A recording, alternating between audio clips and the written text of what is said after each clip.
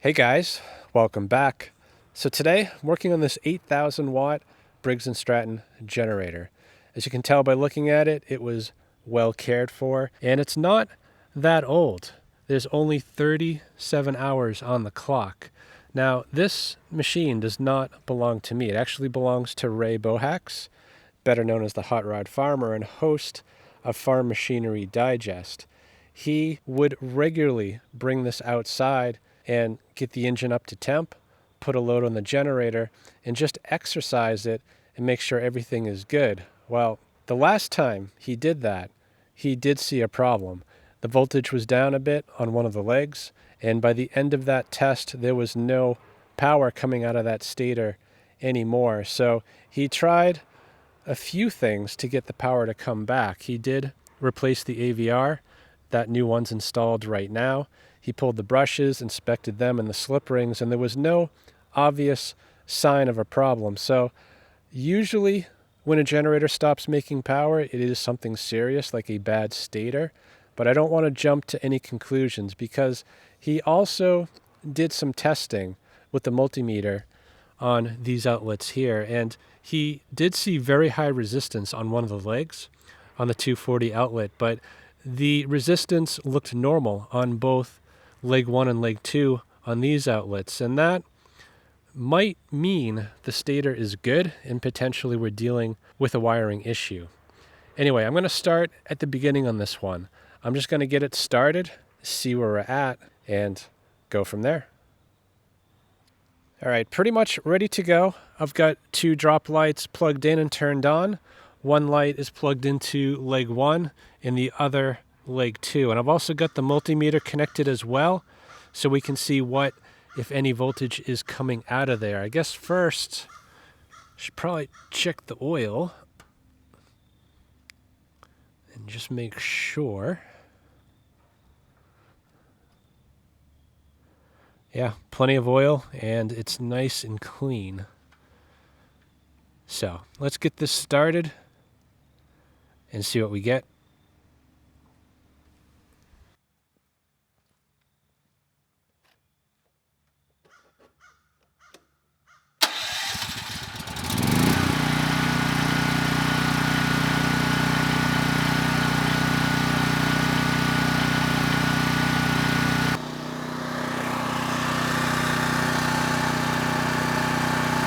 $117 volts.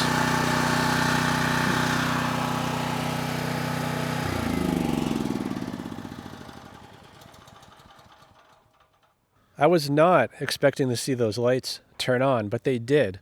Both lights came on. That tells me leg 1 and leg 2 are working as they should. And the voltage was pretty good as well. It was 117 volts out. So I think the next move here is to test the 240 volt outlet. He did mention that this was high resistance, and I don't know how he was testing this when he saw no power.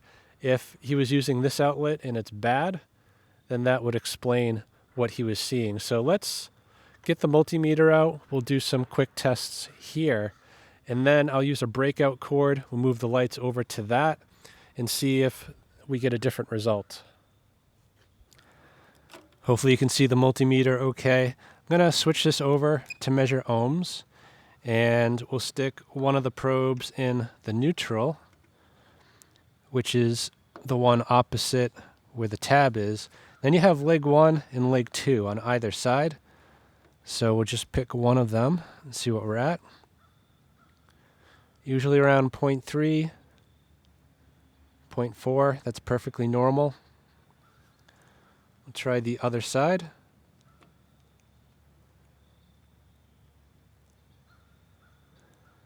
We're at 21 ohms, so that is really, really high. Let me just double check.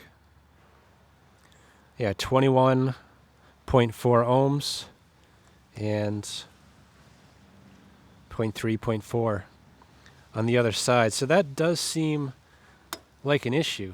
That should not be like that. So let's do the same ohms tests on the 120 and see if we get the 0.2 or 0.3 across the board. They've done a good job labeling this so you know that this is one of the legs, and that's the circuit breaker, and this is the other leg right here. So we'll just start on this one. 0.3, that seems fine.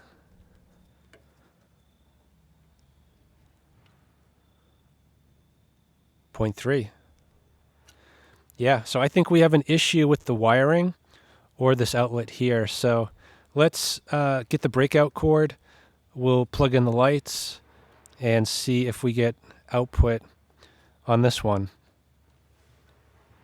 Got the breakout cord plugged in, and it runs down here. It breaks out leg 1 and leg 2 from that outlet. On leg 1, I've got this drop light connected, and on leg 2, which is the one that's at 20 ohms, this light and the kilowatt are connected, as well as this multimeter. So let's get it started, see if we get power out, and if so, what that voltage is at.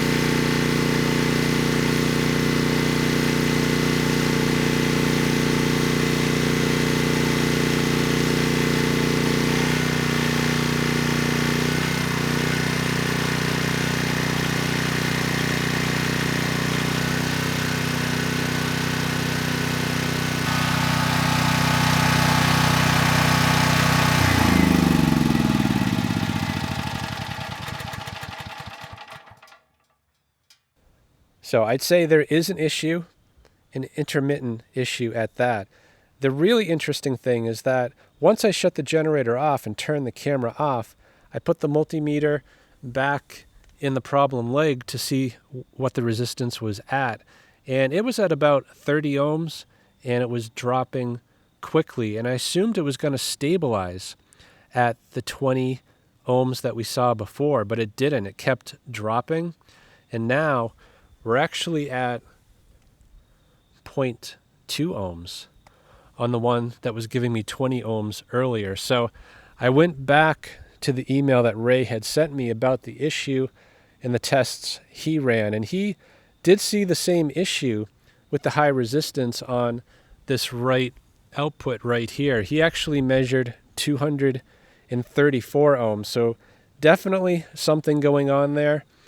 The interesting thing is that when he lost power and was doing his testing, he was using these 120 volt outlets. I don't think he was using this one at all. So that, I'd say that high resistance, it could be an indication of the problem, or it might be something completely unrelated. I'm not sure. But one thing I did notice, which is a very odd design, and it seems to be correct according to the wiring diagram, is that this circuit breaker only protects this outlet. This is a 30 amp breaker at 240 volts, so it will allow 7,200 watts out of here. And these two outlets are rated at 20 amps each, 120 volts, and they are switched separate from this one right here. So if I click this off, the multimeter goes to open. But if I probe this outlet right here, even with that master switch off, we still get an ohms reading. So that is actually not a good thing, because if these are all separately protected, you can pull out 7,200 watts from here, and when you add in these 20 amp outlets, you could pull out theoretically 12,000 watts, and none of the circuit breakers would trip. And this generator is only rated at 8,000 watts, so that does seem like a bad design. Anyway, I'm not sure how much more testing I can do here. It is raining a bit, so I think I'm going to get this inside. I'm going to get the power head cover off, disconnect the wires, probably open up the control panel as well, and just go through it, see if I can't figure out why that resistance is there and kind of coming and going, and if we can't get to the bottom of what this issue is. Looks like the weather's cooperating. The sun is back out and things are drying out. So I do want to restart it, let it run for a while, see if I can't reproduce the issue. Before I do that, I am going to reinstall the original AVR just to see if that makes any difference.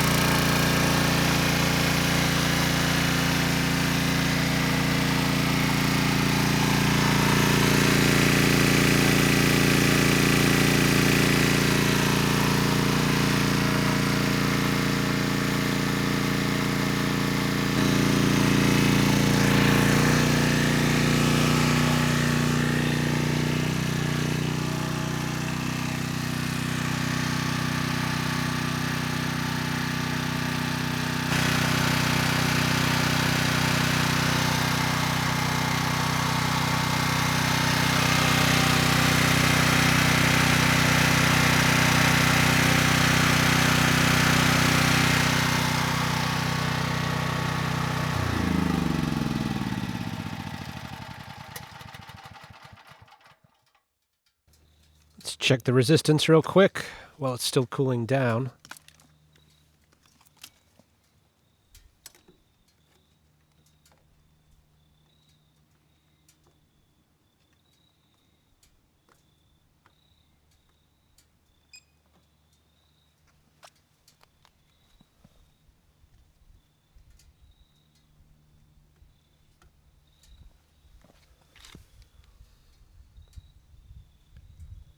It's perfect.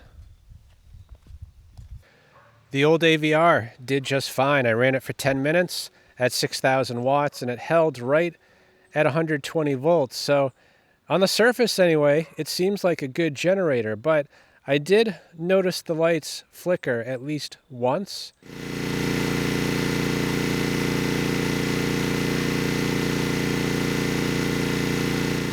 The ohms on the treble leg output on the 240 plug also is still testing well. I can't reproduce what I saw earlier. So yeah, this one might be a bit of a challenge if I can't get it to act up.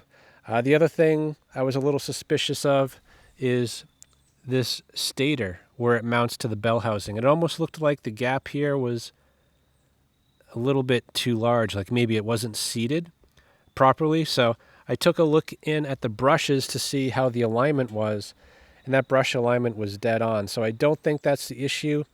I don't think the AVR is the issue. I think I need to get this in, probably isolate the windings.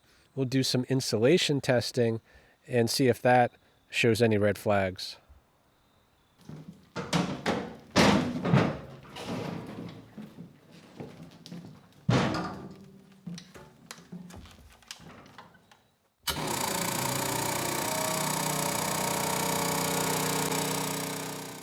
To test this properly, everything needs to be isolated. So that means uninstalling the AVR, unplugging all the wires, and disconnecting that stator as well.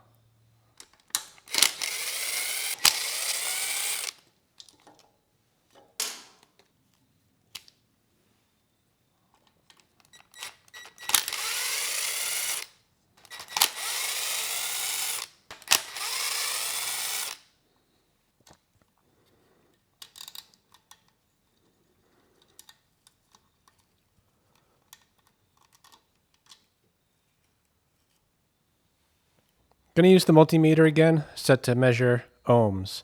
And you got to get your bearings as far as what's what. The stators, sometimes they have 4 wires out, other times 3. And when they have 3 out, usually that means they've commoned up the neutral. And based on the colors, I would say it's the white. So between white and one of these others, we should get the 0.2, 0.3. And we do. Let's check the other.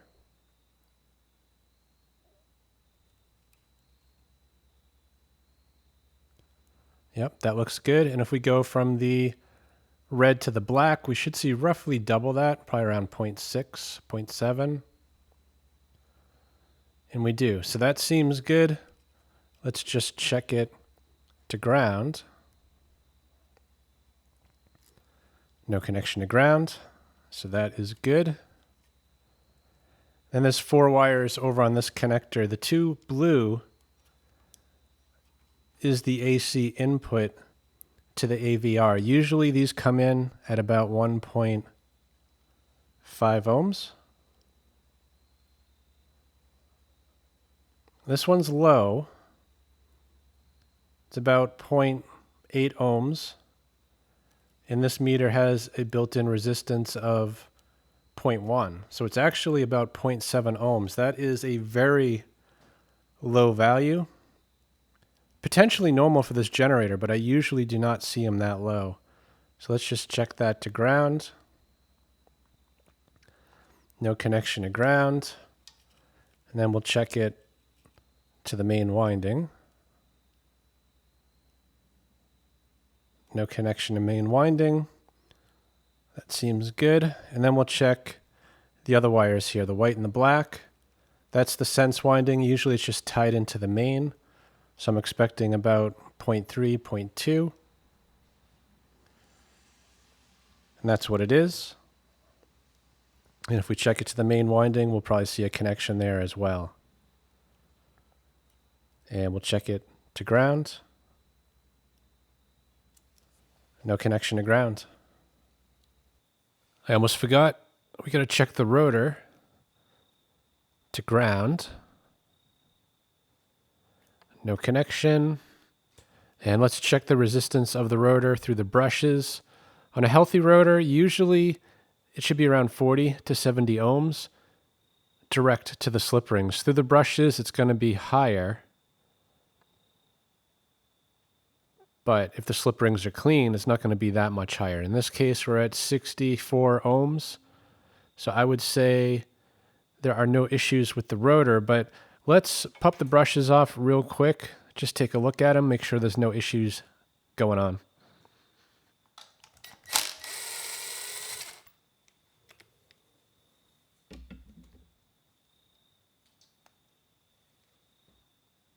Brushes look good. Plenty of spring tension, so I don't think that's the issue. So yeah, no red flags at this point. So I'm going to break out the high voltage tester, see if that says anything different.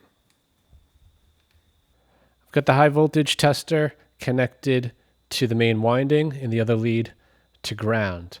Now I've set this to test at 1,000 volts, and the way you read this is that anything to the right is 10 million ohms or less. Ideally, I would see above 10 million ohms, ideally infinite, but at some voltage, the insulation does break down, so we're probably not going to see infinite resistance, but let's crank it and see if we get at least above 10 million ohms.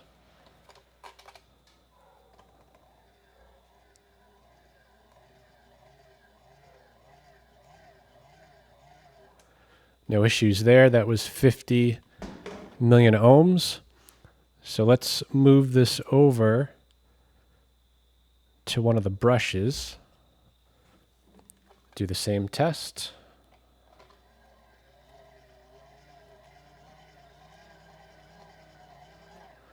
Right at 50 million ohms, so no issue there. And then we'll check the excitation winding, which is the blue wires.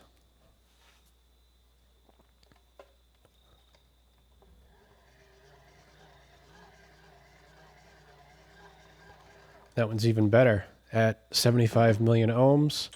And really the last test I can do is test between the excitation winding and the main winding, which I will use one of these clips to connect on.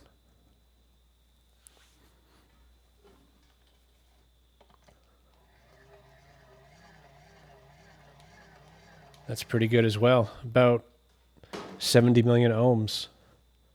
So yeah, I would still say this stator and rotor are good. I don't think there's an issue here. So I'm going to put everything back on. We'll leave the end cover off. I think the next move is to check in that control panel, see if there's any loose wires or any other signs of a problem. I am going to use washers and lock washers. That's what you normally see, and this one did not have either. Instead, it had this white stuff to kind of keep things in place. But now that I've uninstalled everything, you really need the lock washer to hold it in.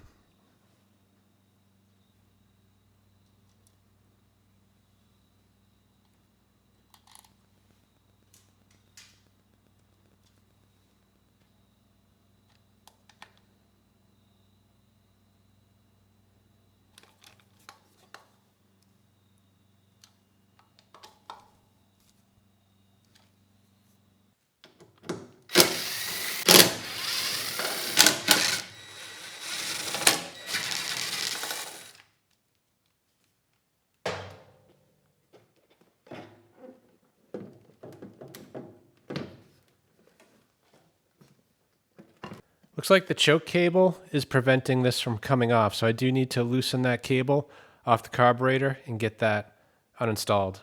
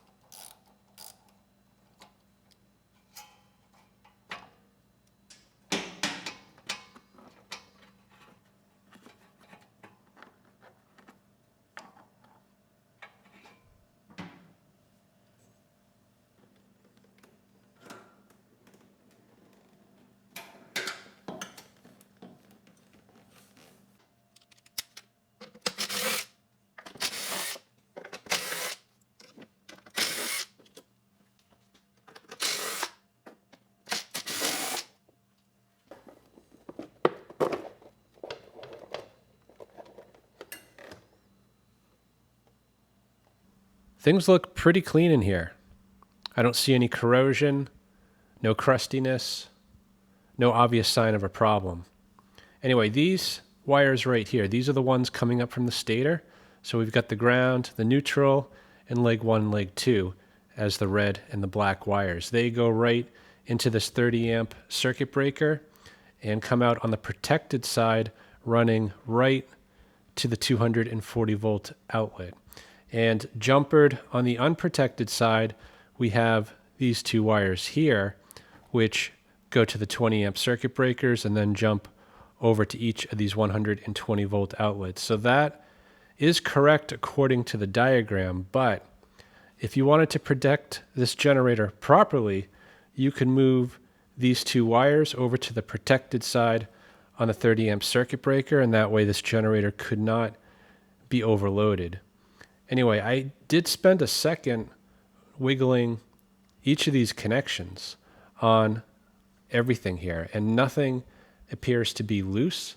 I guess the one observation is that the hour counter is connected to leg 1 and leg 2, and that could explain the strange reading I was getting earlier on this leg here.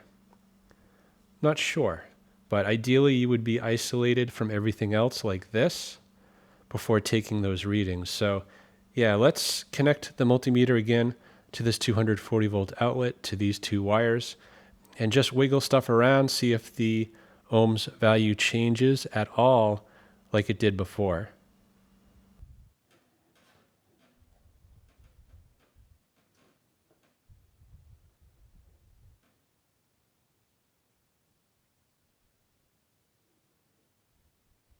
Yes, definitely something going on with the red wires.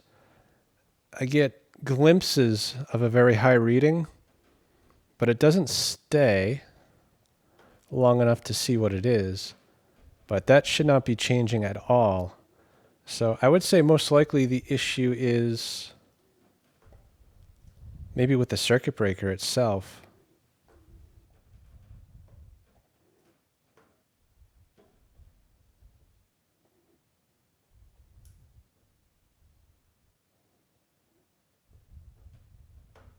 So let's get the circuit breaker out, try to figure out if the issue is with the circuit breaker or maybe this connection right here between these wires. And this is going to be an impossible angle to show you, but ideally I would pull this circuit breaker out of the front and then disconnect these wires, but there's not enough slack to do that. So I do need to disconnect the wires. Now, at least I would say these two, because these are very short jumpered wires, and then the others, yeah, actually aren't much better. So, yeah, I might pause it here while I struggle with this a bit, because you're not going to see anything.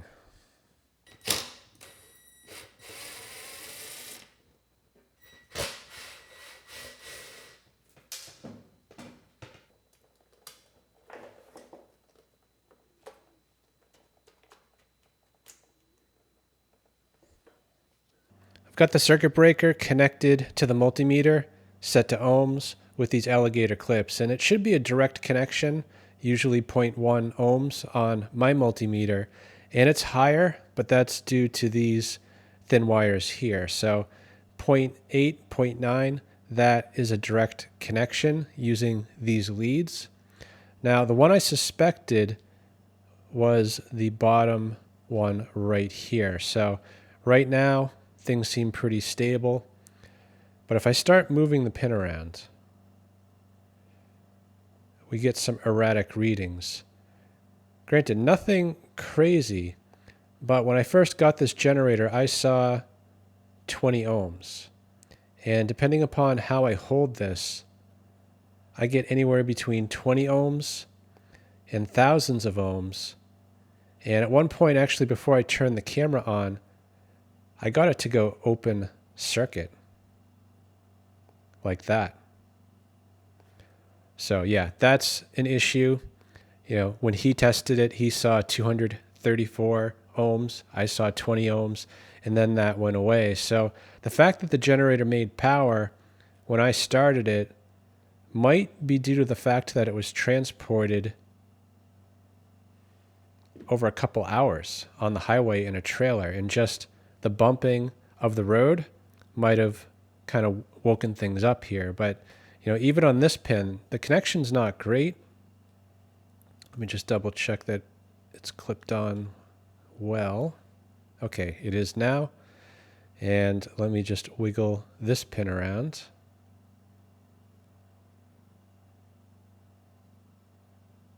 Yeah, same thing. Crazy erratic readings.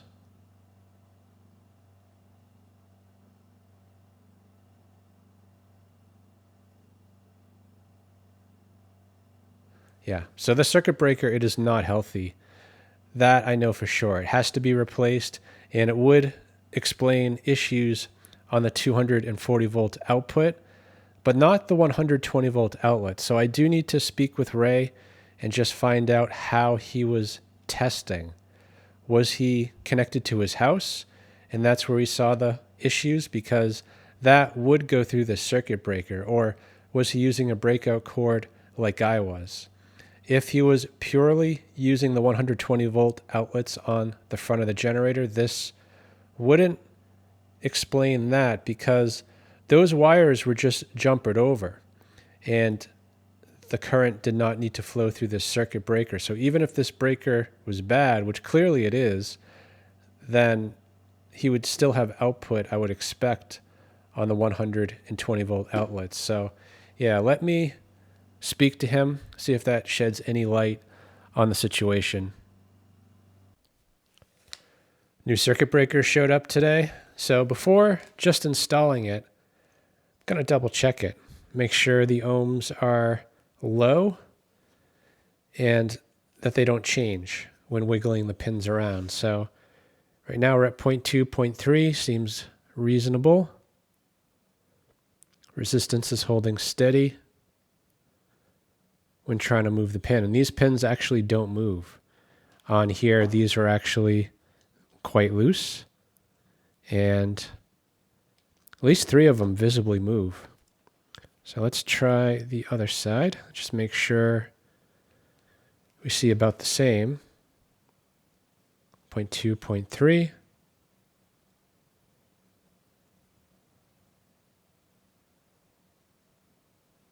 Yeah. I think this one should be fine. I spoke with Ray and got some more information about what he saw when this generator stopped making power, and he did confirm he was using the 120 volt outlets.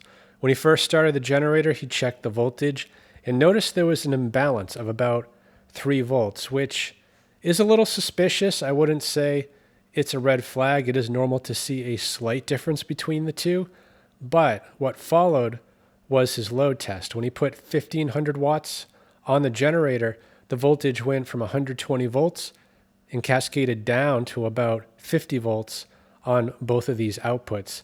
He then doubled the wattage to 3000 watts, and that's when the power went out. And despite everything he did, it never came back until it arrived here. So that tells me it's most likely a bad connection, a broken wire, a loose wire that got jarred or moved around on the trailer ride over here. So yeah, I wish I could say replacing the circuit breaker would fix it, but I don't think that's the case. So before I install this, I want to double check the neutral wire, because if that was a bad connection, that would definitely knock power out on both of those outlets. I don't think it's the leg 1 and leg 2 feed, which are the black and red wires, because those, if one of them is bad, it's only going to take out one of the 120s, not both, like he saw. So I'm going to take off the neutral from down here. We'll connect the meter and just probe from end to end while wiggling wires around to see if we can't find any bad connections.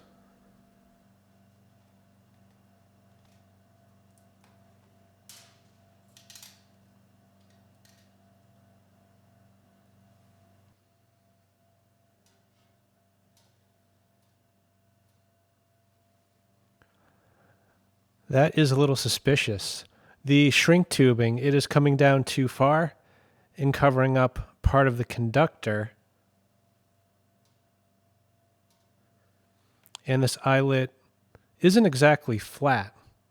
It's a little bit rounded out.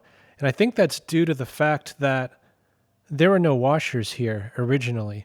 These were just sitting in like this with a nut holding it in place. And the other thing I didn't point out either, this eyelet, the one that goes to the control panel, it's a nice snug fit on that stud. But if you look at the ones coming from the stator, they're actually oversized. They don't fit on there very well. And it's the same actually for the ground connection. So yeah, that's not great. So yeah, that is suspicious for sure. Could be something that simple. Anyway, let's just double check the wire and we'll deal with this in a minute. One lead is on the white wire down by the stator, which comes up to the control panel, and it comes out right here, and it's daisy chained to each of the outlets. So I've got the other probe connected to the neutral on the last outlet on the daisy chain. So when I wiggle these wires, if there's any issue at all, it'll show up at the end of the chain, and we'll either lose connection or it'll go high resistance. And I'm seeing no signs of that. It's actually very low resistance. It's a very good connection. So I don't think the issue's in here. So I'm going to get the new circuit breaker installed. I'm going to close this up and turn my attention down on the stator. The new circuit breaker did not come with the protective cover. So I'll just steal it off the old and put it on the new.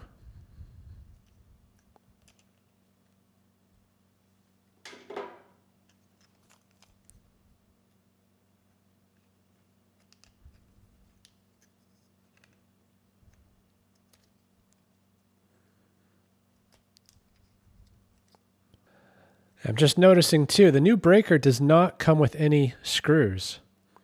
So it seems a little cheap to not come with screws or this plastic cover here. I mean, this breaker, it is not a cheap part. It's about $80.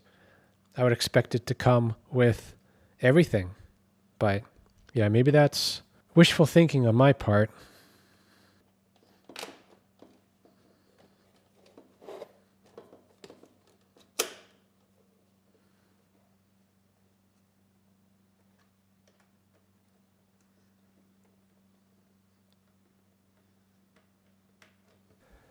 I think we're done in here. So I'm going to close it up. All the wiring's done.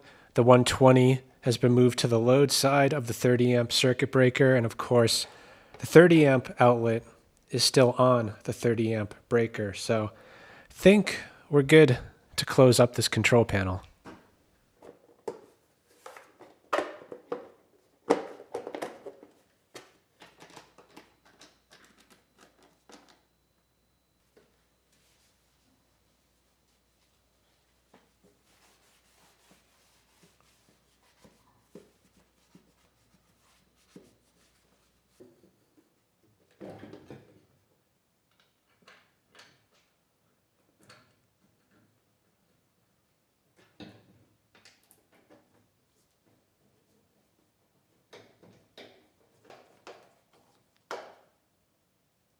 Right now I'm probed into leg 1. If I turn the circuit breaker on, I get about 0.3 ohms, and that is correct. That's what I should see. If I turn the breaker off and back on, we get consistent readings, 0.3, 0.4. So that is not an issue. Seems to be good. But if I move this over to leg 1, I'm getting some erratic readings. I guess first off, the reading's higher. It's 0.5, 0.6. So it's a little off, about double what it should be. And if I turn this off and back on, the readings are inconsistent. And right now we're at the same. Let me just do this a few more times. Now it's 0.8. a little bit higher. Now we're at 4.4, which is not good. Now we're at 1.2. So the readings are all over the place. It shouldn't be that high. And actually, a second ago, I saw about 100 ohms. And when clicking it off and back on, that kind of reset things and brought it back to where it should be. But you can see these readings, they're erratic. That's way too high for a new circuit breaker. It should be 0.3, 0.4 like it is on the other side. So I'm going to pause it here, going to return that breaker, order up another, and hopefully see a more consistent result. So while I'm waiting for the new circuit breaker to come, we'll clean this up a bit. We'll get this extra tubing off, which could definitely cause an issue because when tightening down on the nut to make a good connection, this is going to act as a spacer and prevent potentially a good connection. And this is also egged out a little bit because there were no washers and it was just the nut kind of clamping down on this nut, which didn't work so well. So yeah, we'll fix this. And I'd say this is the most likely candidate as far as why it stopped making power.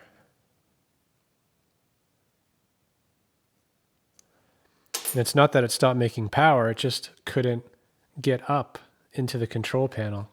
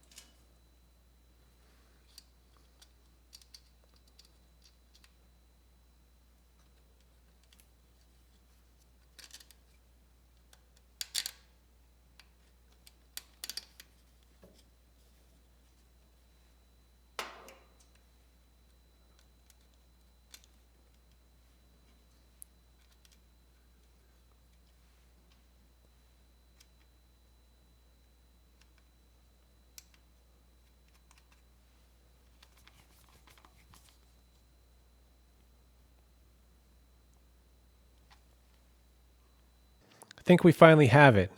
The old breaker's out, the new old breaker is out, and the new breaker is installed. And right now the switch is turned off.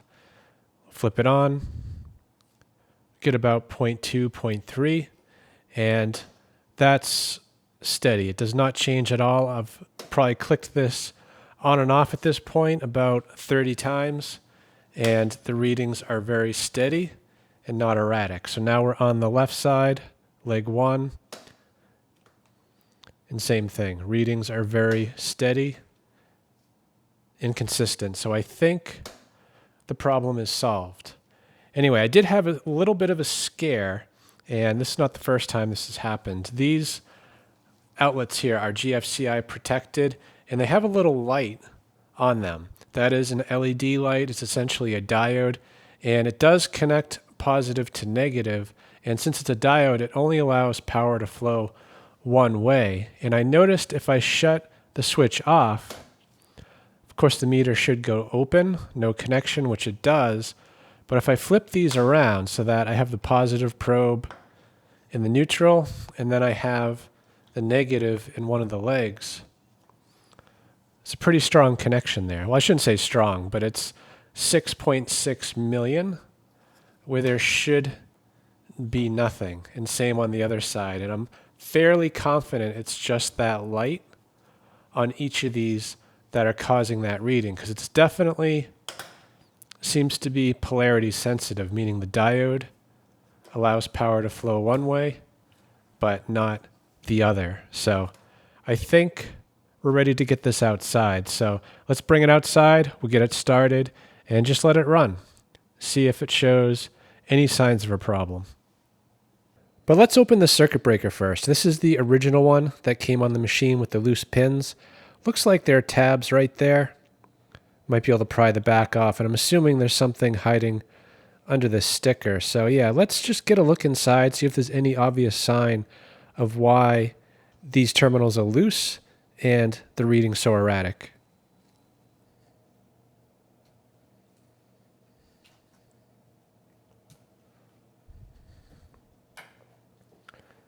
Hoping this is just going to slide out like that.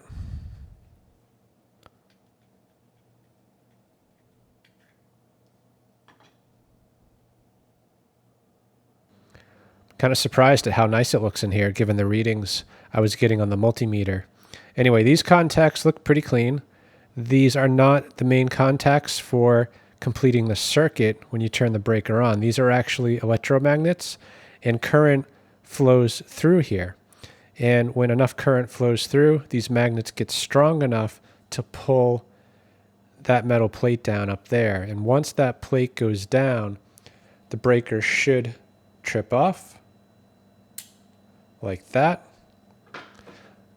And there should be another set of contacts for the current, or sorry, to complete the circuit. So these plates just fell out. Not sure what they are for, but there's a couple others. Let's get those out.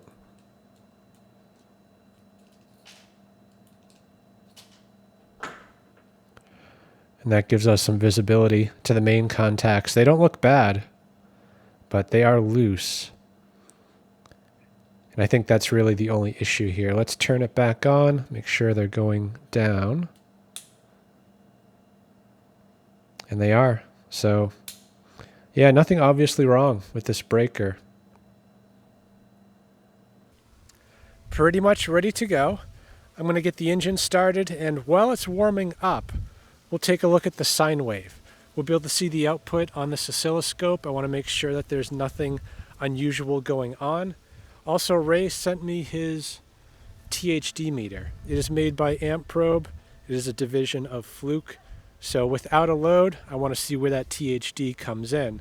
Now, anything under 5% is considered safe for electronics. You know, a generator like this, I think it's advertised at 5% or less, but usually they produce around 20%, or I should say up to 20%. So I'm curious to see what this one is. So without a load, we'll check THD, put a 3000 watt load on it, check that sine wave, check the THD again, and then I'm going to add a shop vac into the mix and see what that does to the sine wave as well as the distortion.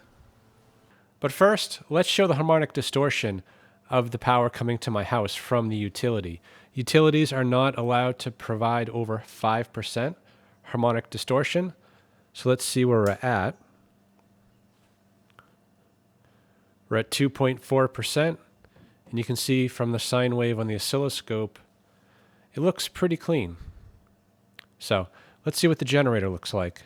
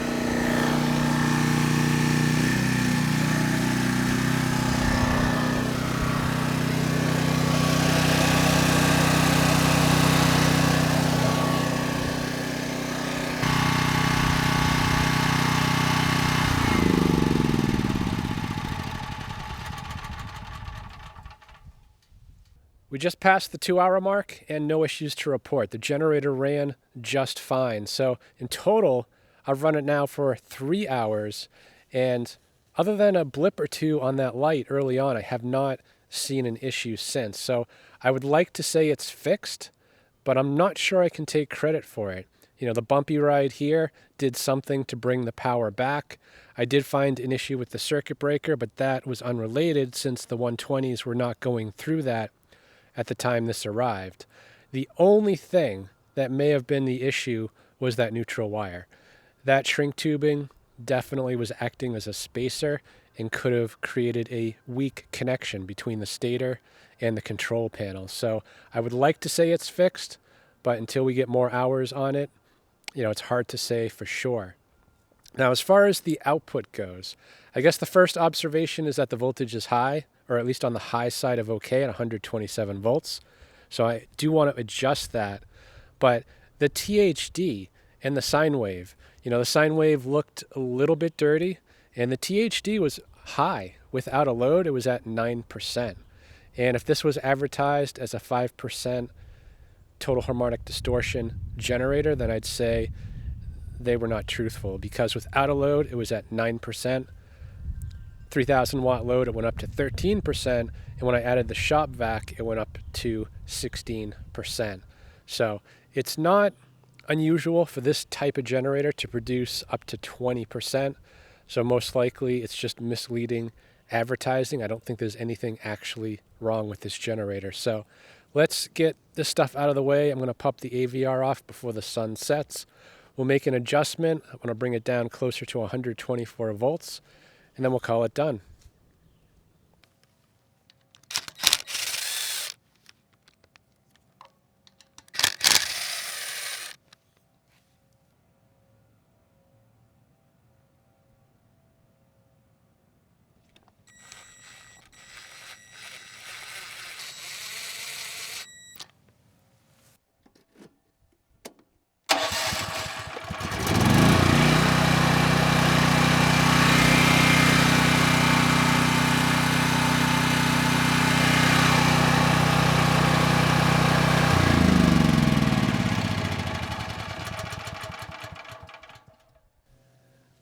Make sure this bundle of wires has a zip tie on it, because it can definitely get sucked in and destroy the power head.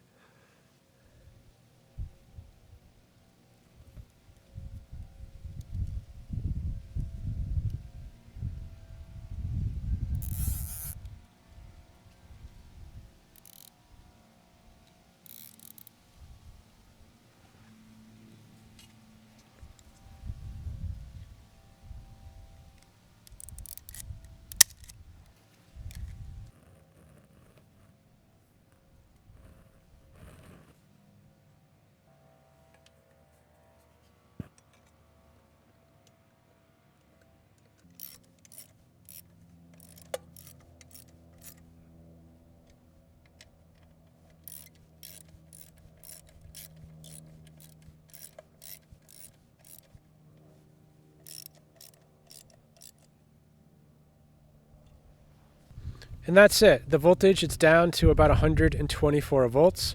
I turn that potentiometer 2 full turns counterclockwise. Each turn is about 2 volts. So I hope this video helps someone. Thanks for watching. All right, not quite done yet. I'm starting to notice a pattern on these newer storm responder generators. This is the third newer style generator I have fixed, and all of them have suffered from some sort of issue with the power head. Now, I've fixed quite a few storm responders. Most of them are this older style that have this power head that does not have an AVR, and this one is rock solid. They do not have power issues. The only one I've ever seen with a power issue was because the owner bypassed the circuit breaker and overloaded it. So I went back and looked at some of my previous videos, and I guess the first one was 2 years ago. This is a newer style storm responder. It had low voltage and was sent to me by a subscriber. And this one was putting out 35.4 volts without a load. So I ended up swapping out the AVR, and that fixed the issue. But now I'm wondering if it wasn't perhaps suffering from the same issue as the one we just saw. I looked back on the footage on this, and unfortunately I never took off the wires, so I can't tell for sure, but from what I can see, this shrink tubing actually looks okay, and it's hard to tell if there are washers and lock washers on here, but I don't see any of that white glue, so I have a feeling this model may have been fine. A couple weeks ago, I also published a video on this storm responder. This one only had 20 hours on it and was not making power. So I took the power head cover off, and what I saw was a complete destruction of the power head. This one was because there was no zip tie holding the AVR wires out of the way. And that's something I didn't mention about this. Ray watched this video before he sent me his generator and saw there was no zip tie on his, so he added it to it before sending it to me. So if you have one of these newer model storm responders, definitely take a look, see if you have that zip tie, because if you don't, it could lead to something like this.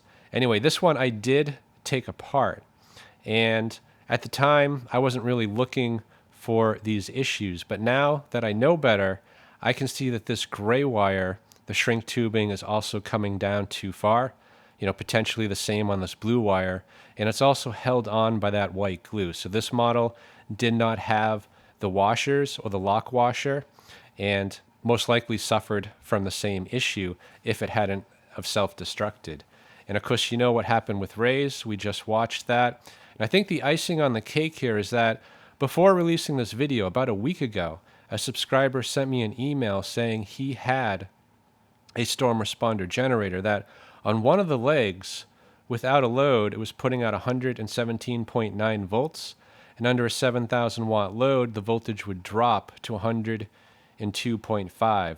He also sent me the model number, 30664, and that is the same model that Ray owns, the one that we just watched. So I sent him a link to that unreleased video. He watched it, and based on that, he went into the power head and looked for the same issues, and he found exactly the same issues. He sent me a picture of the red wire, which is one of the legs that was giving him trouble, and you can see the shrink tubing goes down even further than on Ray's generator, and you can actually see what looks like arcing that was happening right here.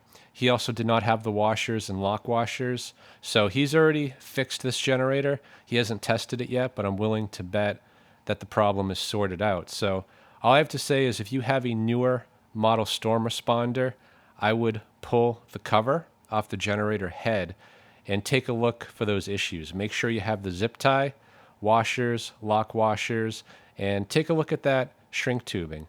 Make sure it's not interfering with making a good connection.